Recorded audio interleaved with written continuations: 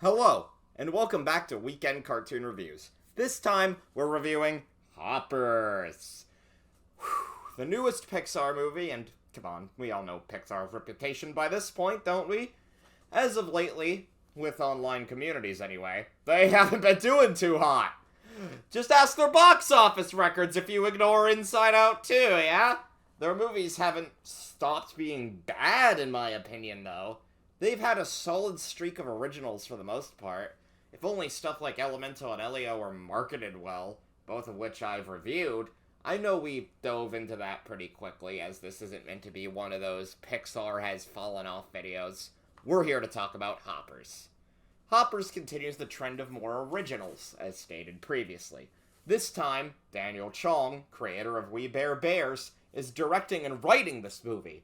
He's even made a movie before Hoppers, ironically being the We Bare Bears movie. Hoppers is very We Bare Bears coded too. I wouldn't say their stories are very, very similar. We Bare Bears doesn't really have a story to begin with. It's a very episodic show. But I definitely see some similarities with We Bare Bears here. Seriously, we need more creators of animated series directing completely original animated movies, yeah? Hey, Sony, come here, come closer. Why did you cancel Rebecca Sugar's movie? Anyways, with all this in mind, was Hoppers another win for Pixar? This is easily top 3 best movies Pixar has put out this decade. No questions asked. If you asked me which Pixar movies I loved the most this decade, it'd be Soul, Inside Out 2, and Hoppers. Yeah, not only that, but I think Hoppers is the funniest Pixar movie ever made. So, what's Hoppers about? It follows college student and environment activist Mabel as she protests against a highway being built where a glade that she cares about is located. She and the mayor have a dispute on whether or not the highway should be built on a regular basis, both being stubborn in their positions. Mabel then discovers that her college professors are building a new technology called Hoppers, which is nothing like Avatar, by the way.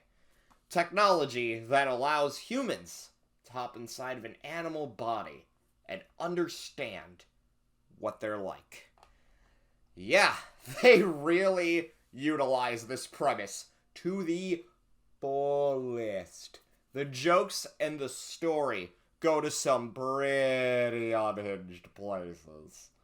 It's got way more dark humor than I expected into it. This didn't seem like the type of movie that would contain dark humor, but it's here. And I'm glad it is. Some of the jokes had me uncontrollably laughing. I wish I just could go on the floor in the theater and just start laughing, because some of these are genuinely that funny. I will not spoil what those jokes are, but it really just goes off the rails in the third act of the movie. I seriously didn't know how this movie was going to end. You'd think it'd do the typical animated movie tropes we all know and either love or hate, depending on who you are, because sometimes it really feels like it is going in that direction, and I apologize for drooling there. That was gross. That was my dad. Anyways. But they flip the tropes on their heads and do something original instead. Like, you'd think at some point George, who's the mammal king, would feel lied to because Mabel isn't an actual beaver. But no, they do something completely different that's much more compelling and sad. The end does have a real sacrifice made. Not everything ends the way you think it would. It really feels like a complete story in its own right. They cannot do a sequel to this one. Don't try, Pixar. Just don't. Look, I want this movie to do successful. That much is obvious. That much is true. I mean, I've said nothing but positive things about it. But if it does successful, and it's leading toward that way, I don't want Pixar to retain the wrong lesson here. Seems like they haven't with Inside Out 2, or maybe they have. We'll see.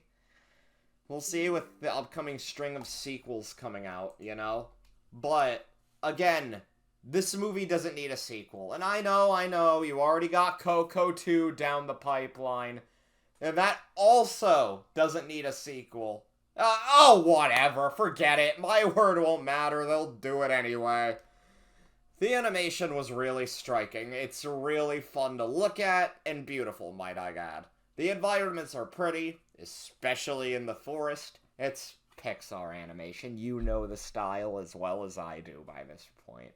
Though it looks like Gato is going to change the style on its head, which is a good thing. Not that I'm sick of the Pixar style.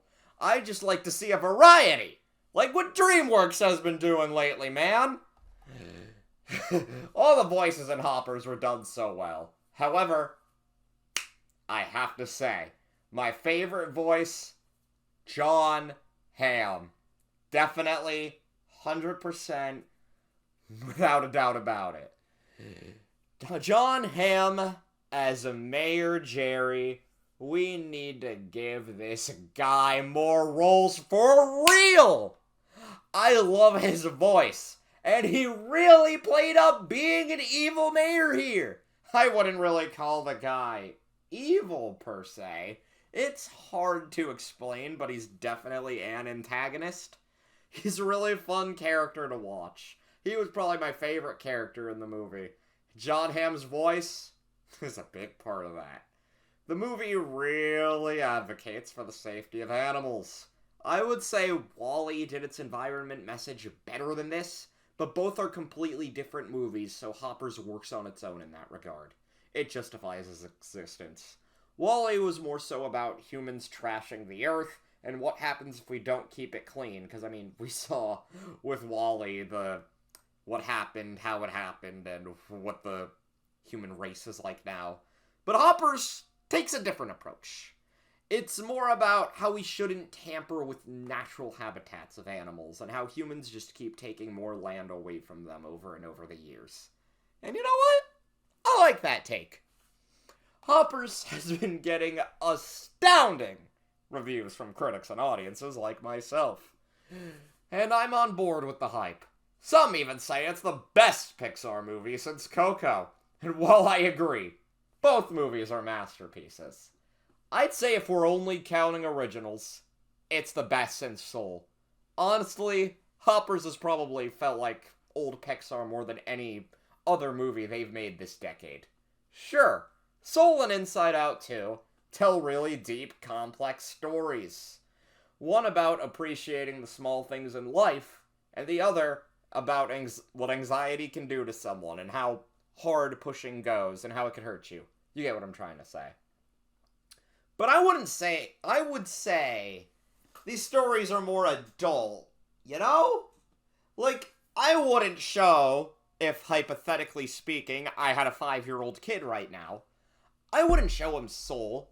I don't think they'd understand it, and I'm sure they wouldn't understand the movie completely the first time they've watched it. I just don't see someone that young enjoying Soul. You get me? This isn't, like, a knock at children's intelligence. Or anything like that, I promise. Kids aren't as dumb as its executives would like you to believe, trust me. I'm just saying, I think a movie like Soul is probably something a child wouldn't enjoy. I know I wouldn't enjoy Soul at that young of an age. Call me crazy, but I didn't start liking The Incredibles until I was 10 years old. Many children enjoy Inside Out just fine. But I don't know if someone really young is going to understand what it's trying to do until they get older. And I say that about the sequel as well. Anyway, my point being, Hoppers just has the emotional core old Pixar movies have. Obviously, the two movies I just mentioned do it a lot better. Maybe it's a bit weaker compared to those old Pixar movies and the two I just listed. But it's a movie I believe anyone, regardless of age, can sit down and get something out of it, is what I'm trying to say here. Which is what Pixar had aimed to do from the start. If there's any movie I would compare Hoppers to, Finding Nemo. Definitely Finding Nemo. I see a lot of Finding Nemo in this movie. The humor is also very Finding Nemo coded. Both have quotable moments, hilarious scenes, and really good stories and environments on top of that. It's no wonder Andrew Staten, I've probably butchered that name, defended the humor of this movie. It needed to be in there. So yes, overall, I highly suggest checking out Hoppers. I loved it so much, and have already seen it twice. Trust me, you're in for a wild ride with this one. That's all, guys. Thank you so much for watching, and I'll see you all in the next review. Bye, everyone, and have a great day.